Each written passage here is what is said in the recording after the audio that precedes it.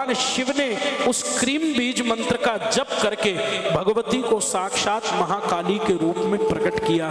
बोलिए महाकाली मैया की जय। साक्षात महाकालिका के रूप में भगवती प्रकट हुई और भगवान शंकर ने उनका वर्ण किया। तो इस प्रकार से तीन देवताओं को इनकी शक्तियां प्राप्त हुई और ये सृष्टि का संचालन करने के योग्य हुए। अब महाराज दक्ष प्रजापति के जो बड़ी पुत्री थी देवहूति, इनका विवाह ब्रह्मा जी के मानस पुत्र महर्षि कर्दम के साथ में हुआ। कर्दम जी महाराज बड़े तपोनिष्ठ थे। उन्होंने जीवन में कभी भी विवाह न करने का संकल्प ले रखा था।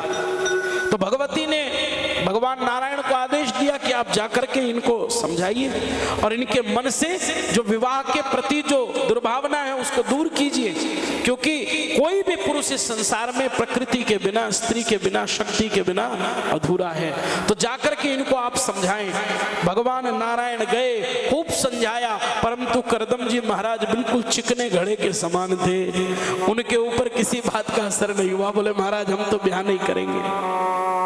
भगवान ने कहा कारण क्या है? कोई कारण होगा, मुझे कारण बताओ। तो कर्दम जी महाराज ने भगवान को एक कहानी सुनाई। भगवान इस मृत्यु लोक में ना एक गुरु चेला थे, सुनना बड़े ध्यान से। तो देव योग से जब समय व्यतीत हुआ तो गुरुजी की मृत्यु होने लगी। तो चेला गया पास में, खूब रोया। बोले गुरुदेव आप जा रहे हो, जाते जाते कम से कम मुझे कोई ज्ञान दे दो जिससे मैं जीवन में कुछ प्रगति कर सकूं। तो गुरुदेव ने अपने चेले को पास बुलाया और चेले के कान में बोले याद रखना जीवन में कुछ भी कर लो परंतु कभी बिल्ली मत पालना। हाँ, क्या कहा गुरुदेव ने? जीवन में कभी बिल्ली मत पालना। अब चेला बड़ा परेशान, वो और कुछ पूछता उसके पहले ही गुरुदेव सिधार गए। चेला खूब परेशान रहा। आश्रम में आया, मन नहीं लग रहा है, क्या करें? तो याद आया कि मेरे एक बड़े गुरु भाई हैं, शायद उनको पता हो वो गुरुदेव के साथ बहुत समय तक रहे। तो अपने बड़े गुरु भाई के पास गए और उनसे जाकर निवेदन करने लगे। बोले अंतिम समय में जाते जाते गुरुदेव ने बड़ी अद्भुत बात कही, मुझे रहस्य समझ नहीं आ रहा है। तो उनके गुरु भाई ने पूछा क्या कहा गुरुदेव ने? बोले उन्होंने तो बस इतना ही कहा कि कभी बिल्ली मत पालना। मुझे समझ नहीं आई बात, बिल्ली नहीं पालने का आध्यात्म से क्या लेना देना? तो गुरु भाई ने उस रहस्य का उद्घाटन किया। बोले सुनो, उस समय तुम आए नहीं थे, हम गुरुजी के साथ रहते थे। बहुत पुरानी बात है, जब गुरुजी जवान हुआ करते थे। तो घूमते घूमते गुरुजी एक गांव में पहुंचे और उस गांव में खूब सुंदर नदी बहती थी। तो नदी के किनारे गुरुजी ने एक सुंदर सा आश्रम बनाया और वहीं बैठ करके साधना भजन कीर्तन करने लगे। धीरे धीरे समय व्यतीत हो रहा था। एक समय की बात है, गुरुजी के आश्रम में चूहे बड़े हो गए। तो गुरुजी परेशान, गांव वालों के पास गए, जाकर के निवेदन किया। बोले भैया मेरे आश्रम में चूहे बड़े हैं, क्या करूं, कुछ उपाय समझ नहीं आता। तो गांव वालों ने ऐसा कहा कि ऐसा करो स्वामी जी आप एक बिल्ली पाल लो। क्यों? बोले बिल्ली रहेगी चूहे खाएगी, आप भजन कीर्तन में लगे रहना, आप थोड़ी ना चूहों के पीछे भागते फिरोगे। गांव वालों के कहने पर गुरुदेव बिल्ली ले आए। अब वो बिल्ली आश्रम में रहती, यहाँ वहां दौड़ती भागती, चूहे खाती और आश्रम की सफाई हो जाती। धीरे धीरे समय बीतने लगा। एक समय ऐसा आया कि आश्रम से चूहे खत्म हो गए। अब उस बिल्ली के भूखे मरने की नौबत आ गई महाराज। हाँ, अब बेचारी बिल्ली भूख प्यास से अधमरी सी पड़ी रहे, मुंह लटकाए दिन भर। तो उसे देख देख करके गुरुजी को बड़ी पीड़ा हो। तो गुरुजी ने फिर गांव के लोगों से पूछा। बोले महाराज अब तो चूहे खत्म हो गए, अब इस बिल्ली का क्या करें, बेचारी भूखी मर रही है। तो गांव वालों ने कहा बिल्ली जो है ना वो दूध पीती है, ऐसा करो महाराज एक गाय बांध लो आप। हाँ।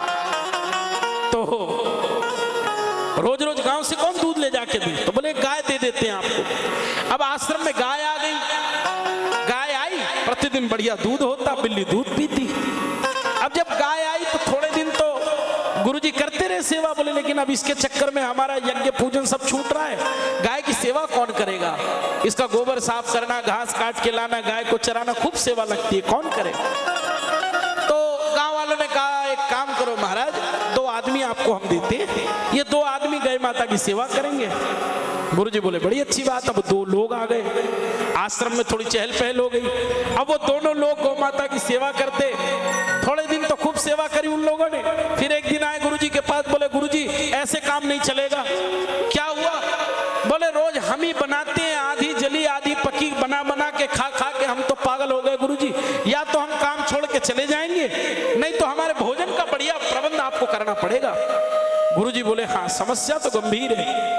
गांव वालों के पास फिर गए, बोले देखो जब चूहे हुए तो बिल्ली दे दी, बिल्ली आई तो गाय आ गई, गाय आई तो 2 सेवक आ गए। अब सेवकों के भोजन के लाले पड़ रहे हैं, वो कहते हैं बढ़िया भोजन चाहिए। तो गांव वालों ने सलाह दी ऐसो करो महाराज अब तो एक ही रास्ता है। कहा? बोले आप विवाह कर लो। अब बाबा जी पहले तो मना करे, बोले देख लो 4-4, 5-5 जीवों के प्राण आपके पीछे लगे, ब्याह कर लो तो सुखी रहोगे। गुरुजी ने सबकी बातों में आया, ब्याह कर लिया। अब जब ब्याह हो गया, संग रहने लगे तो प्रेम बढ़ गया, तो 2 बच्चे भी हो गए। जब 2 बच्चे हो गए तो वो एक दिन की बात है, गुरुजी बैठे हैं भजन कीर्तन कर रहे हैं, एक बच्चा इधर कान खींचे, एक बच्चा इधर कान खींचे, और गुरुजी को बड़ी पीड़ा होने लगी। गुरुजी ने नेत्र खोल करके जब देखा तो किसी आश्रम, जब जिस आश्रम में किसी समय में इतनी शांति हुआ करती थी, ऐसा लगता था जैसे देवता इस आश्रम में रहते हो। आज नजर घुमाकर देखा, इतनी चिल्ला चिल्ली, इतना कोलाहल, इतना शोर आश्रम में होने लगा, ऐसा लगे जैसे राक्षसों का बसेरा हो गया हो। तो गुरुजी वहीं आश्रम छोड़ करके भाग गए। इसलिए हे गुरु भाई, गुरुजी ने जाते जाते तुमको ये ब्रह्म ज्ञान दिया है कि जीवन में कभी बिल्ली मत पालना। एक बिल्ली से तुम्हारी पूरी गृहस्थी बदल जाएगी, एक बिल्ली से तुम्हारा मन वैराग्य से हट करके सांसारिकता में लग जाएगा। इसलिए गुरु भाई बिल्ली नहीं पालना। अब ये चेला तो समझ गया। भगवान बोले देखो तुम्हारे आश्रम में ना तो चूहे और ना तो बिल्ली, करदम जी ये ऐसी गोल गोल बातें करो मत, ब्याह करना चाहिए। आखिर में जैसे भी हुआ हो, पर उस गुरु ने भी तो विवाह किया था ना, तो तुम काहे को नहीं कर रहे हो? करदम जी बोले आप ऐसे नहीं समझोगे। एक कहानी और सुनाता हूँ आपको। एक गांव में एक गधा वाला था, उसके पास में गधा था, हाँ, और वो दावा करता था कि उसका गधा भविष्य बताता है। फिर बोले वो गधे के कान में पूछता, लोग आते सवाल करते, बोले महाराज मेरे बेटे का ब्याह नहीं हो रहा है। तो वो गधे से कहता क्यों गधा महाराज 6 महीने में हो जाएगी। गधा मुंडी हिला देता है और उसकी बड़ी जय जयकार होती। एक दिन की बात, छतरपुर का मेला लगा और उस मेले में अपने गधे को लेकर के गया और खूब भविष्यवाणी वाला गधा, भविष्य खूब प्रचार प्रसार किया। लोग आते गधे से पूछते महाराज मेरी दुकान नहीं चल रही है, 1 महीने में चलेगी। गधा मुंडी हिला देता। अब उसको सिखा रखा है ऐसे मुंडी हिला। गधे के मालिक ने ट्रेनिंग दे रखी है, कुछ भी पूछूं तो गधा ऐसे मुंडी हिलाता। इतने में एक छतरपुर का पढ़ा लिखा नौजवान दौड़ा दौड़ा आया, बोले ए भैया हमको भी तुम्हारे गधे से एक सवाल करना है। तो गधे वाले ने कहा बोलो, सब पूछ रहे, तुम भी पूछ लो। बोले हम तुमको नहीं बताएंगे, हम डायरेक्ट गधे के कान में बोलेंगे। अब तो गधे वाला परेशान हो गया, लेकिन उसको अपने गधे पे और ट्रेनिंग पे बड़ा विश्वास था। हाँ, बोले कुछ भी पूछेगा गधा मुंडी तो हिला ही देगा। कहा पूछ ले भैया। अब वो छतरपुर का आदमी गया, जाकर के उसने गधे के कान में कुछ कहा। जैसे ही गधे के कान में कुछ बोला, गधा जोर जोर से मुंडी हिलाने लगा, नहीं नहीं नहीं नहीं, नहीं। गधे वाला परेशान, उसको पकड़ के किनारे ले गया। ले भैया हमने तो गधे को खाली हाँ बोलना सिखाया, तैने ऐसा कहा पूछ लिया कि ये ना में सिर हिलाने लगा।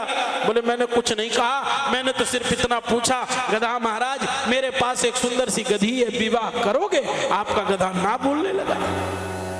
करदम जी बोले देख लो प्रभु, गधे को भी पता है कि ब्याह नहीं करना, आप हमें फंदे में डाल रहे हो। ठाकुर जी बोले देखो जब तक लोभ नहीं दो ना तो मनुष्य मानता नहीं है।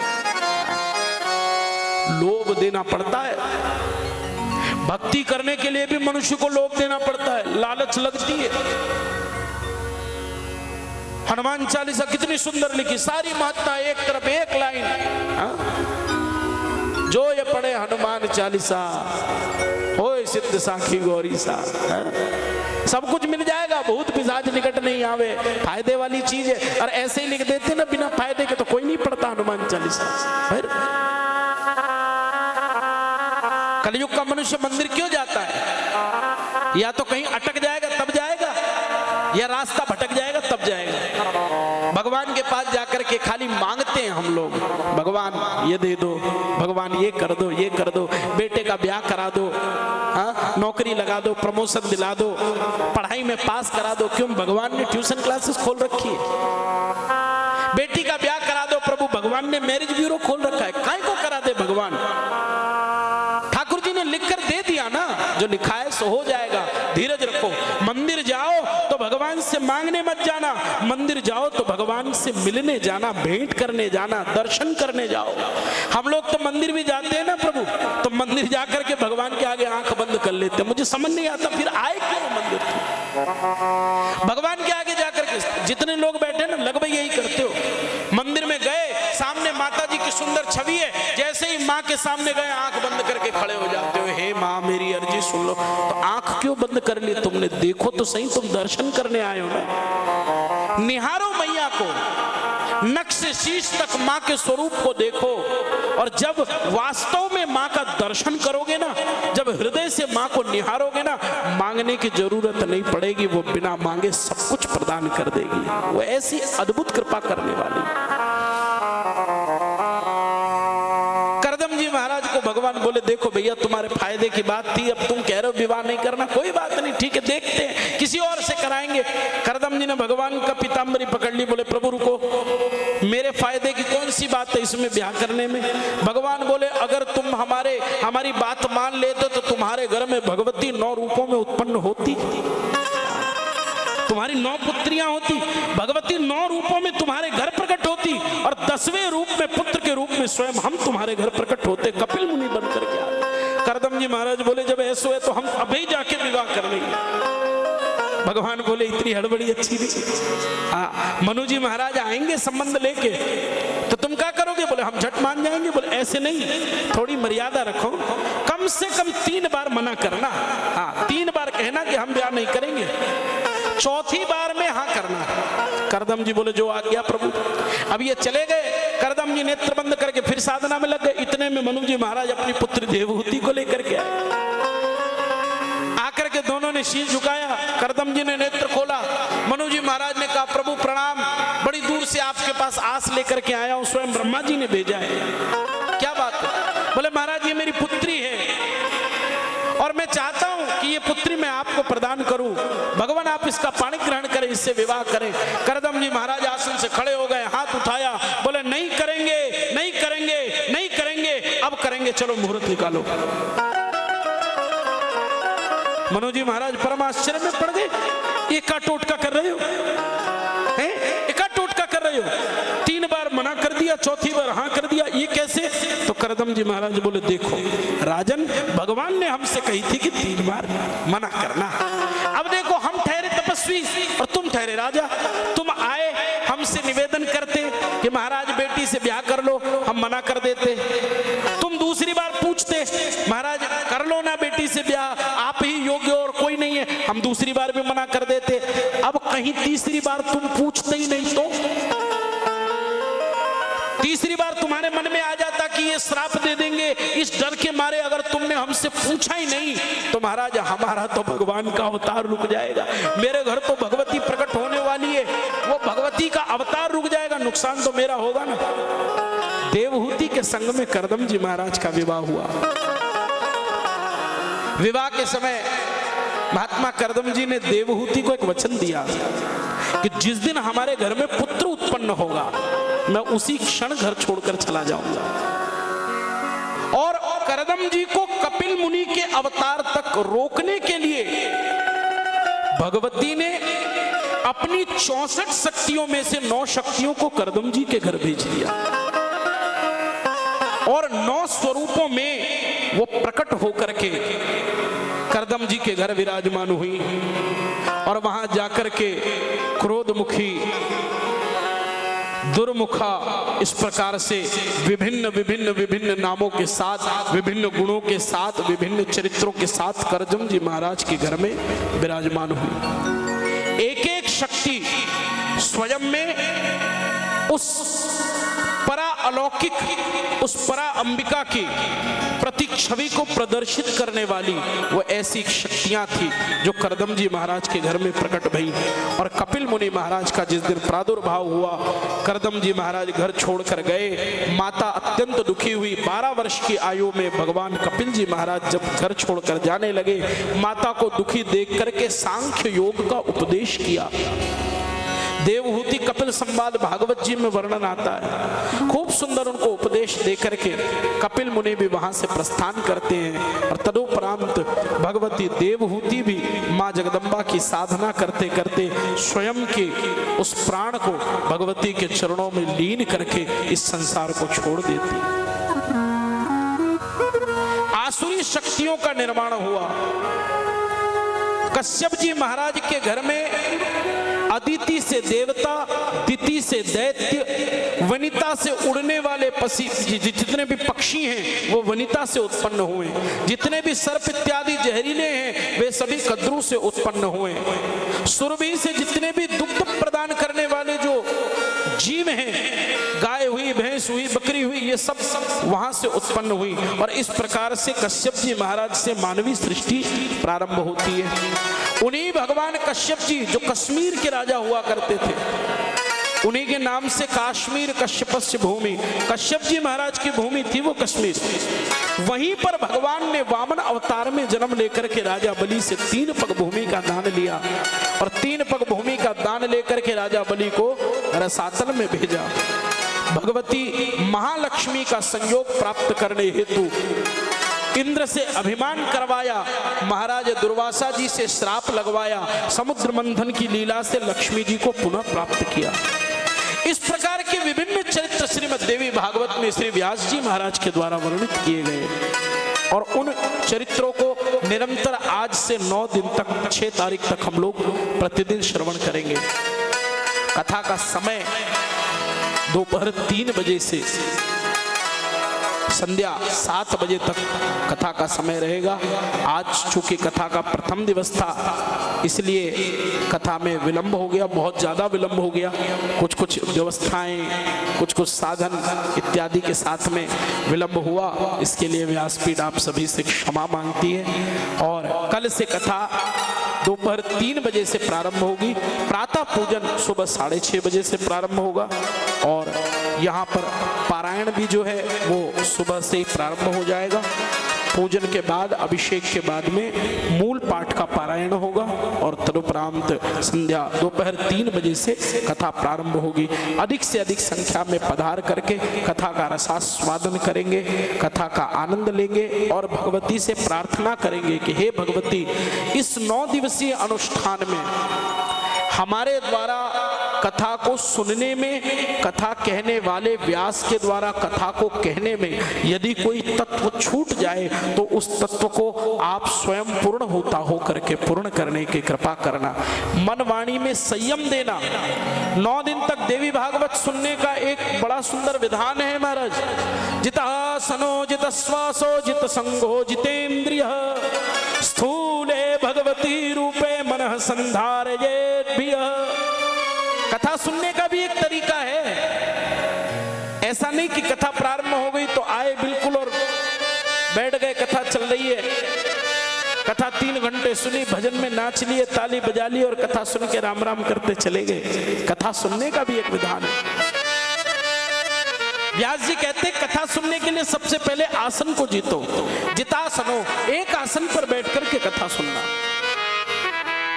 कई लोगों का स्वभाव होता है बार बार एक पैर इधर करना, इधर करना, फिर इधर टेकना, फिर ऐसे करना, फिर ऐसे करना, ऐसे करना। तो हम लोग कथा सुनने बैठे ना, कथा की बड़ी मर्यादा होती। इसीलिए तो हमारे मंत्रदेव जी ने कितनी बढ़िया व्यवस्था कर रखी बैठने के लिए, सुचारू रूप से, किसी को कोई कष्ट ना हो। जिनके घुटनों में तकलीफ है वे ऊपर बैठ जाए, जिनके शरीर सलामत में नीचे आके बैठे, खूब आनंद से कथा सुने। जितासनो, आसन को जीते, कथा के बीच में उठ के इधर जाना उधर जाना नहीं करना। जित श्वासो, श्वास को जीत लेना। अब हमारा श्वास को कैसे जीते? कोई सांस रोक के थोड़ी कथा सुनेंगे। तो प्रत्येक आती जाती श्वास को मन का बना करके भगवती का नाम स्मरण करना। जितनी देर आप कथा में बैठेंगे उतनी देर अपने मानस में नवान्न मंत्र का जप करते हुए बैठे। ये नवरात्र का समय है, आपके हृदय से निकला हुआ एक एक मंत्र, एक एक जप आपके जीवन में वो अद्भुत परिवर्तन लेकर के आएगा, वो चमत्कार लेकर के आएगा जिसकी आपने कल्पना न की होगी। एक एक श्वास में भगवती का नाम स्मरण करें, आपकी जिस पर श्रद्धा हो उस भगवान का नाम स्मरण करते रहें। जित संगो, तीसरा अपने संग को जीतना। संग दो प्रकार के होते हैं कथा में। पहला संग वो जो हमारे बगल में बैठा है, हाँ, अगल बगल में पंचायती आपस में नहीं करना, बातचीत नहीं करना, ये ऐसा हो गया वो वैसा हो गया। कारण क्योंकि तुम्हारे पास में बगल वाले से बात करने के लिए बहुत समय है, मोबाइल है, दूर रहते हो तो मोबाइल है, आजकल तो व्हाट्सएप और कितने सारे माध्यम आ गए बात करने को, लेकिन भगवती का कोई मोबाइल नंबर नहीं है। हम लोग यहाँ बैठे हैं ना, माँ के चरणों में अपने हृदय के भाव निवेदित करने के लिए बैठे, तो पूरी एकाग्रता केवल भगवती के चरणार विंदों में, अगल बगल वालों से बात नहीं करना। और दूसरा साथी कौन है? हमारा मन। दूसरा संग कौन? मन। ये मन बड़ा चंचल है, सांसारिक वस्तुओं में तो झट से लग जाता है, परंतु भगवत कृपा भगवत कथा में इसका चित्त लगता नहीं है, ये बड़ा बेचैन होगा। यहाँ कथा में बैठे बैठे दुकान की चिंता होगी, घर की चिंता होगी, काम धाम की चिंता होगी, वो कैसे हो रहा होगा, वो क्या कर रहा होगा, वो क्या कर रहा होगा, हमारा मन वहां दौड़ता है। तो उसका भी उपाय व्यास जी कहते हैं कि स्थूले भगवतो रूपे मन संधारयेत भय। भगवती के एक साक्षात स्वरूप के रूप में आपने जिनको आवाहित किया है, वो इस गद्दी पर बैठने वाले आचार्य, चाहे वो कोई भी हो, कथा सुनाने वाले व्यास के भीतर, उस आचार्य के भीतर ही भगवत स्वरूप समझ करके अपने चित्त को वहां लगाओ, अपनी दृष्टि को सामने लगा करके बैठो।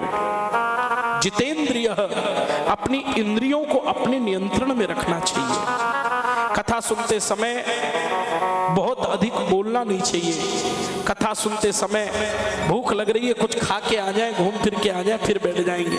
फिर प्यास लगाई तो फिर पानी पी के आ जाए, फिर बैठ जाएंगे। फिर थोड़ा उधर जाके आ जाए, फिर थोड़ा उधर जाके आ जाए। इस प्रकार की भावना कथा में नहीं होनी चाहिए। जितेंद्रिय, और जो जीव इन नियमों का पालन करते हुए भगवत कथा को श्रवण करता है, उसके ऊपर कथा का प्रभाव क्या पड़ता है, सुनिए क्या कहते हैं व्यास जी के पंचोग्र पापा छल छद्मकारिण क्रूरा पिशाचा एव निर्दयाश्च ब्रह्मस्वपुष्टा व्यभिचारकानां सप्ताह यज्ञेन कलो पुनन्तिम।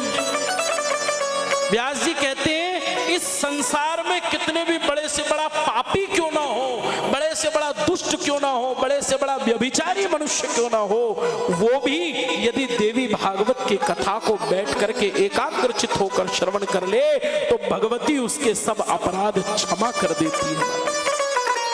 उसके सब प्रकार के दुर्गुणों को दूर करके साक्षात भगवती उसे अपना बना लेती है, उसे स्वीकार कर लेती है। जिस प्रकार से एक छोटा बच्चा होता है ना, अपने वस्त्रों में मलमूत्र त्याग देता है ना, कहीं धूल में खेल आया, कीचड़ में गंदा हो गया, तो उस बच्चे का शरीर, उस बच्चे के वस्त्र यदि मैले हो तो भी माता को वो उतना ही प्रिय रहेगा जितना वो साफ सुथरी अवस्था में था। ऐसा नहीं कि बच्चे ने अपने वस्त्र मैले कर दिए तो माँ उसको त्याग देगी, इसे तो कपड़े गंदे, ये गंदा हो गया, इस बच्चे को छोड़ दो, इसको प्रेम ना करो। वो माता उसी अवस्था में उसे उठा करके हृदय से लगा लेगी, उसका संस्कार करेगी, उसको नहलाएगी, धुलाएगी, उसको सजाएगी, श्रृंगार करेगी। वो जितनी बार स्वयं को मैला करेगा उतनी बार वो माता उसे पवित्र करती है। लेकिन कब तक? जब तक वो बालक अबोध है तब तक। सबोध होने के बाद, सज्ञान होने के बाद अगर वो जाकर के कीचड़ में लौट के आए ना तो माँ दो तमाचे अलग लगाएगी उसको। इतना बड़ा हो गया, अकल नहीं, कीचड़ में लौट के जाओ नहा के आओ, भागो यहां से। हाँ, माता दंड भी देती। व्यास जी कहते हैं देवी भागवत को सुन करके एक दो नहीं 7-7 जन्मों के पापों का नाश हो जाता है, परंतु ये पापों का नाश उसी जीव का होता है जो जीव अबोध बनकर के माँ की शरण में जाए। हाँ? माँ मत समम पातकी नास्ति, मेरे जैसा कोई पापी नहीं है, पापाग्नि तत्समा नहीं। तुम्हारे तुम्हारे जैसा पापों का कोई शमन करने वाला नहीं है। हे भगवती, मैं केवल और केवल तुम्हारी शरण में हूं, तुम्हें छोड़कर मैं संसार में और कुछ नहीं जानता। ये भाव लेकर के जो शरणागत होकर के भगवती के पास आ जाए, उसके सब प्रकार के दुखों का, सब प्रकार के पापों का, तापों का शमन भगवती कर देती है। तो इसलिए एकाग्र चित्त होकर के, सावधान होकर के इस कथा को आप लोग श्रवण करें। आप सभी से हमारी ये प्रार्थना है, प्रतिदिन 3 बजे जब कथा प्रारंभ होगी, व्यास पूजन के उपरांत आरती, आरती के उपरांत मंगलाचरण, तदुपरांत संकीर्तन, और फिर कथा 7 बजे तक कथा चलेगी, फिर नाम संकीर्तन, तदुपरांत आरती, आरती के पश्चात आरती दर्शन करके प्रसाद ग्रहण करके अपने अपने निवास तक, अपने अपने ठिकाने तक सब लोग जाएंगे। स्मरण रहे, ये नवरात्र का पर्व है। इस नवरात्र के अनुष्ठान के लिए मैं आप सभी को कुछ नियम बता दूं, जिस नियम का पालन कथा सुनने वाले प्रत्येक व्यक्ति को करना चाहिए। हाँ, व्यासपीठ का काम है आपको पथ प्रदर्शन करना, मानना नहीं मानना सो तुम्हारी मर्जी। हाँ, 9 दिन तक सात्विक भोजन ग्रहण करेंगे, ऐसा संकल्प कर लो। बहुत ज्यादा तेल मिर्ची का भोजन नहीं करना, बहुत प्याज लहसुन का सेवन नहीं करना, बिल्कुल सात्विक भोजन। प्याज लहसुन को लेकर के ना बड़ी ये दुविधा रहती है लोगों में। किसी शास्त्र में लिखा नहीं प्याज लहसुन ना खाओ, हाँ, किसी पुराण में नहीं लिखा। परंतु हमने जब गुरुदेव से एक बार इस बारे में पूछा, अपने गुरु कृपा से तो वहां तो प्रसादी में सब पा लेते हैं, तो मैंने कहा गुरुदेव ये क्यों? तो गुरुदेव कहते हैं कि प्याज और लहसुन की जो तासीर है वो गर्म होती है, उसको हम लोग खाते हैं तो हमारे भीतर भी गर्मी उत्पन्न होती है, तो कहीं ना कहीं हमारे शरीर के भीतर तामसिक भाव जन्म लेता है। इसलिए जो वैष्णव भक्त होते हैं, जो भक्ति पथ पर चलते हैं, उनको वो तामसिक भाव शरीर में आगमन ना हो, इसलिए उसको त्याग देना चाहिए। 9 दिन तक प्याज लहसुन का सेवन नहीं करना, 9 दिन तक क्रोध ना करें, इस बात का विशेष रूप से संकल्प लेना। क्यों? संपूर्ण सृष्टि का संचालन करने वाली जगदम्बा उग्र रूप में 9 दिन तक हम सबको देख रही है, जागृत रूप में हम सबको देख रही है। हम लोग क्रोध करेंगे ना, तो भगवती के सामने जिस रूप में खड़े होगे ना, वही गुण भगवती और प्रदान कर देती है। क्रोध करोगे तो क्रोध बढ़ा देंगी, प्रेम करोगे तो प्रेम बढ़ा देंगी, सत्य बोलोगे तो सत्यता बढ़ा देगी, दान करोगे तो दान बढ़ा देगी। जीवन में जिस गुण को लेकर के इस 9 दिन आचरण करोगे, उस गुण को भगवती वृद्धि करने का कार्य 9 दिन तक करती रहेंगी। इसलिए क्रोध नहीं करना, असत्य भाषण नहीं करना, झूठ नहीं बोलना।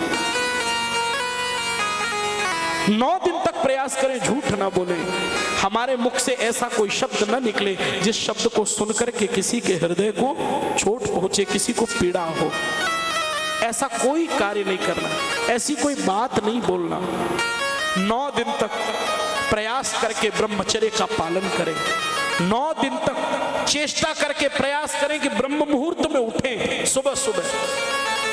थोड़ा सा टफ है ये वाला काम, थोड़ा मुश्किल है ब्रह्म मुहूर्त में आज के समय में उठना, इतने व्यस्ततम शेड्यूल में, लेकिन अगर प्रयास करोगे तो संभव हो जाएगा। 9 दिन कोशिश करो, भगवान भुवन भास्कर के साथ में जागरण हो, उनके पहले जाग जाओ और उगते हुए सूरज का दर्शन करो। ब्रह्म मुहूर्त में जाग करके भगवती का ध्यान करके, स्नान इत्यादि करके, एक स्वच्छ आसन पर बैठ करके जितना हो सके नवान्न मंत्र का जप करना। ये नवान्न मंत्र बड़ा अद्भुत है। देवी भागवत के साथ साथ मंत्र जप का बड़ा महत्व है। तो जितनी देर आप लोग भी कथा में बैठे रहे ना, तो जितनी देर तक कथा चलती रहे उतनी देर तक के मंत्र जाप भी निरंतर चलता रहे।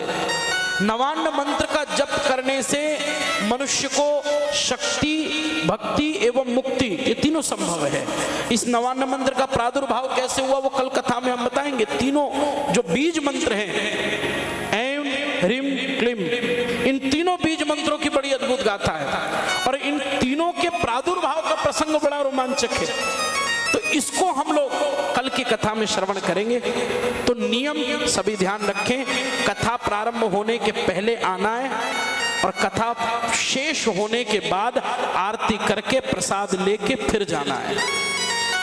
तो ऐसा नहीं कि 3 बजे कथा प्रारंभ हो रही है तो हम लोग 4 बजे कथा में पहुंचे, 1 घंटा तो अभी चलेगा, मंगलाचरण और कीर्तन आरती सब चलेगी, तो कथा तो 4:30 4 बजे चालू, तब हम जाएं, ऐसा भाव नहीं रखना। कथा स्थल पर व्यास के आने के पूर्व जो पहुंच जाए वही श्रोता है, और जो कथा में बिल्कुल आखिरी में आए कि चलो अब तो समापन हो गया होगा, हाँ अब आरती वारती की तैयारी हो रही होगी, चलेंगे बढ़िया आरती के दर्शन करेंगे, प्रसाद धारण करेंगे, तो महाराज वो श्रोता नहीं है, वो सरोता है। हाँ, ये 3 होते हैं, एक होता श्रोता, एक होता सोता और दूसरा सरोता। श्रोता कौन?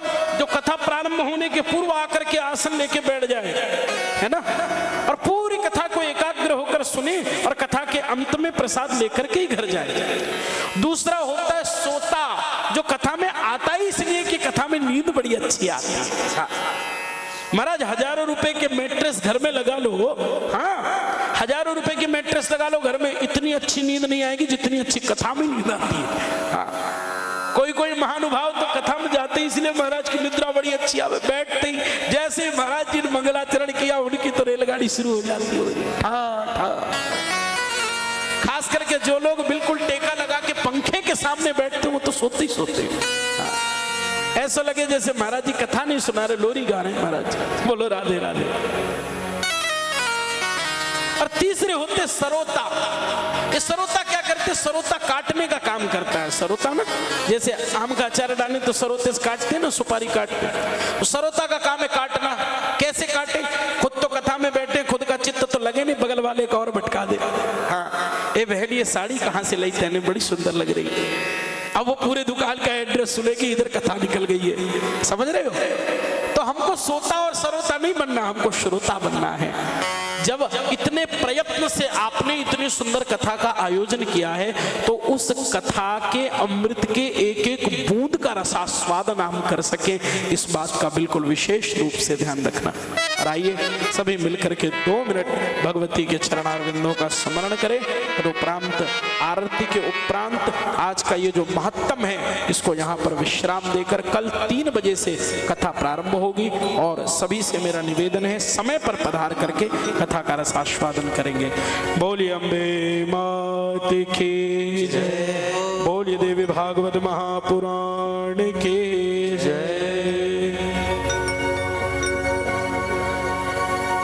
जय अम्बे जय दुर्गे, जय अम्बे जय जय दुर्गे, जय अम्बे जय अम्बे जय दुर्गे, जय जय दुर्गे, जय अम्बे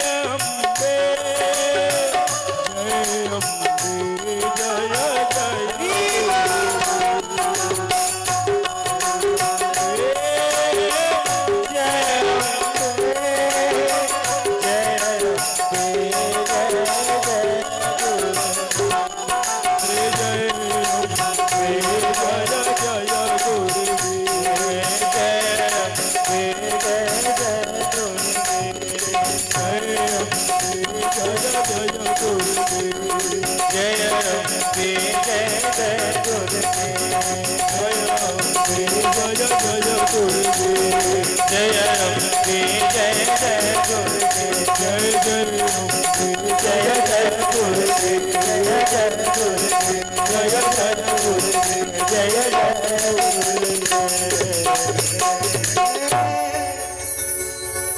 बोली अम्बे मात की जय श्रीदेवी भागवत महापुराण की जय श्री हनुमान जी महाराज की जय श्री उमा महेश्वर भगवान की जय। सभी लोग आरती के लिए खड़े हो जाएं और आगे आ जाएं, ऊपर आ जाइए सब लोग आरती करने के लिए। श्री राधे श्री राधे श्री राधे श्री राधे। सभी अपने स्थान से खड़े हो जाएं। माँ भगवती की सायंकालीन पावन मंगलमय आरती में आप सभी सम्मिलित हुए। हरि ओम ओम चंद्रमा मनसो जात्र चक्षुः सूर्यो अजायता श्रोत्राद्वायुष्य प्राणसमुखार्दग्निरजायता। हरि ओम ओम मिदगुं हविः प्रजननं मे अस्तु दशवीरगुं सर्वगणगुं स्वस्तये आत्मसनि प्रजासनि पशुसनि लोकसन्याभयसनिः अग्निः प्रजां बहुलां मे करोतवन्नं पयोरी सुवसमा सुधत्त आरार्तिक्यं ओम जय अम्बे गौरी मैया जय श्यामा गौरी तुमको निश दिन जावत मैया जी को सब दिन सेवत हरि ब्रह्मा शिवरी। ओम जय अम्बे गौरी अम्बे गौरी मैया जय श्यामा गौरी मैया जय श्यामा गौरी अम्बे जी को निश दिन जावत हरि ब्रह्मा शिवरी। ओम जय अम्बे गौरी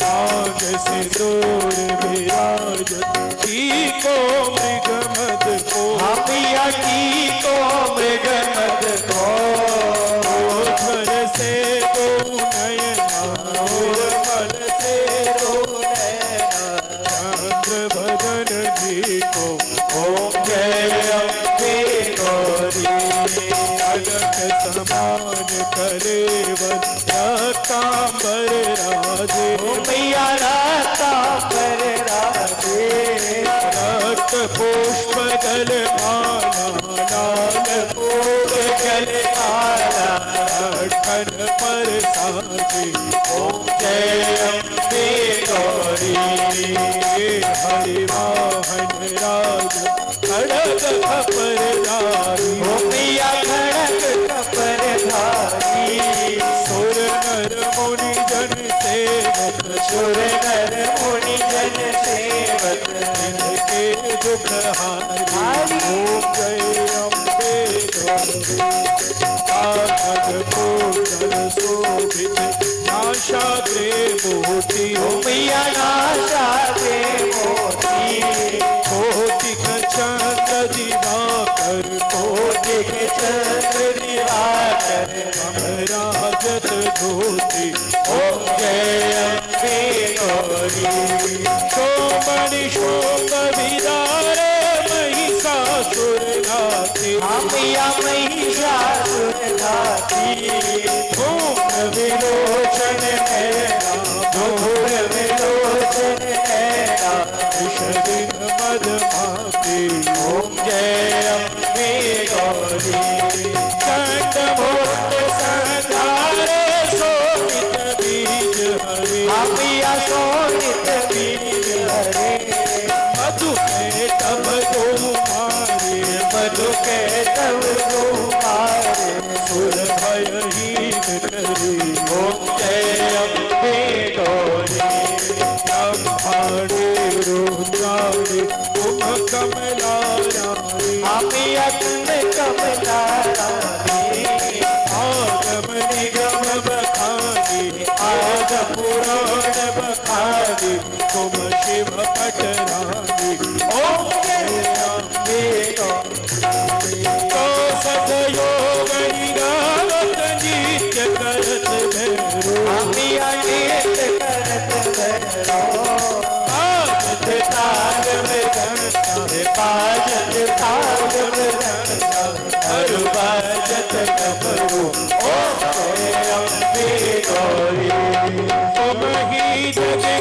माता तुम ही हो भरता, मैया तुम ही हो भरता, भक्तन की दुख हरता, भक्तन की सुख करता, सुख संपत्ति करता। ओम जय अम्बे गौरी। भुजाचार सुशोभित वर मोटाधारी, मैया वर मोटाधारी, मनवांछित फल पावत, मनवांछित फल पावत, सेवक नर नारी। ओम जय अम्बे गौरी। कंचन थाल विराजत अगर कपूर बाती, मैया अगर कपूर बाती, श्रीमान के तुम राजत नगर कोट में विराजत, सिंगलाज में विराजत, कतिया धाम में विराजत, खूब कीर्तन ज्योति। ओम जय अम्बे गौरी। अम्बे की आरती जो कोई नर गावे, मैया प्रेम सहित गावे, मैया जो मन से गावे, मैया जो मन से ध्यावे, आप शिवानंद स्वामी नटक महादेव स्वामी मूर्छित फल पावे। ओम जय अम्बे गौरी। ओम जय अम्बे गौरी। मैया जय श्यामा गौरी, मैया जय श्यामा गौरी।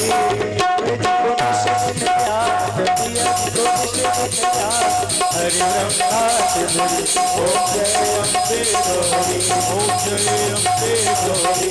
ओम जय अम्बे गौरी। कर्पूर गौरम करुणावतारम संसार सारम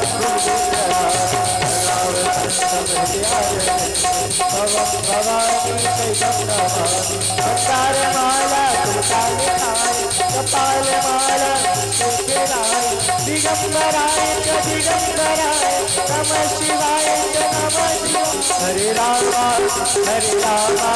राम रामा हरे हरे, हरे कृष्णा कृष्णा कृष्णा, हरे हरे कृष्णा कृष्णा, हरे हरे कृष्णा कृष्णा, हरे हरे।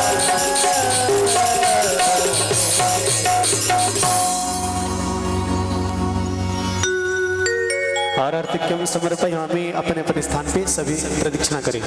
हरि ओम जय तीर्थानि प्रचरन्ति श्रीकाहस्तानि कंगड़े ते कागुम सहस्र योजने वधनमानि तनमसि। आरतिक्यम समर्पयामि जले आचमन्यम समर्पयामि। जल से हाथ बंद करें, सभी को आरती के दर्शन करावें, साथ ही भगवान माँ पारंबा त्रिपुर सुंदरी को नैवेद्य भोग अर्पण करें।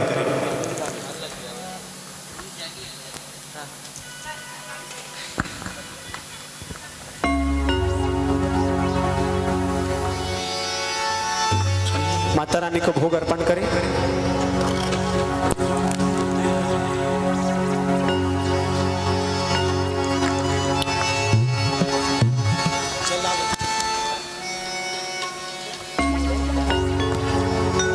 हरि ओम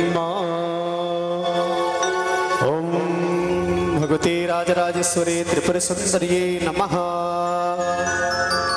नैवेद्यम ओम नाभ्यायासेदंतरिक्ष पुंसेष्णोर्देवः समवर्तता पदभ्यां भूमर्दसः श्रोत्रार्थ तथा लोका न कल्पयन्ना। ओम प्रणाय स्वाहा समानाय स्वाहा उदानाय स्वाहा। शर्कराखंड खाद्यानि दधेचेर्घृतानि च आहारं भक्ष्य भोज्यं नैवेद्यं नैवेदयामि।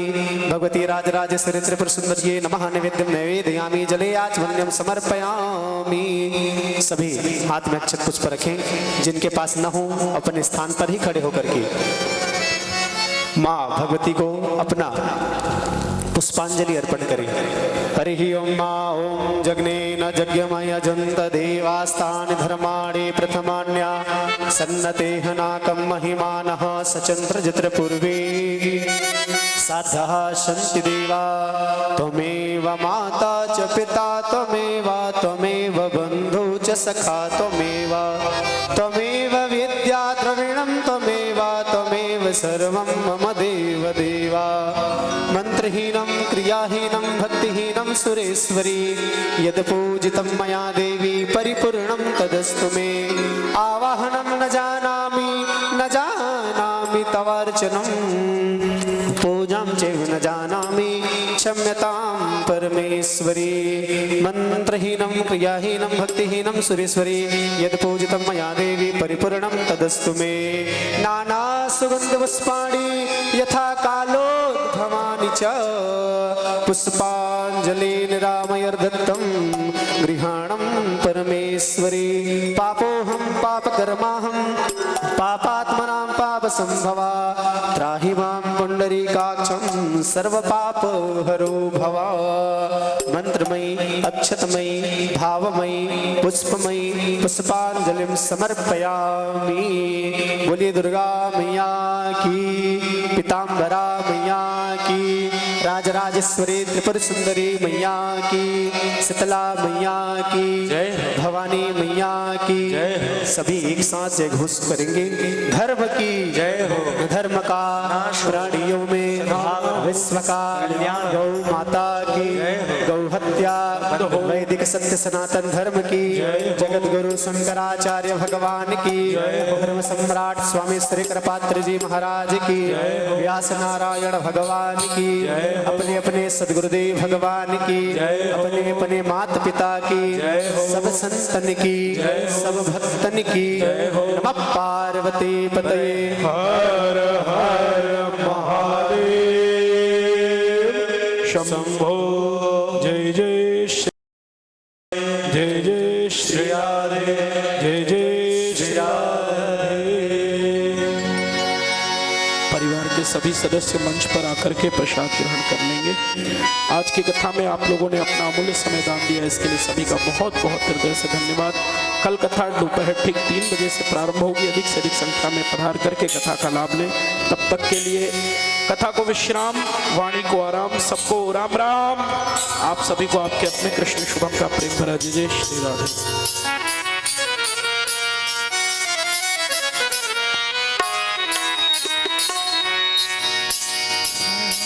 क्रीट मुकुट कटिका चुनी श्री राधे कर मुरली अरमान या मूरत मोह मन बसी सदा बिहार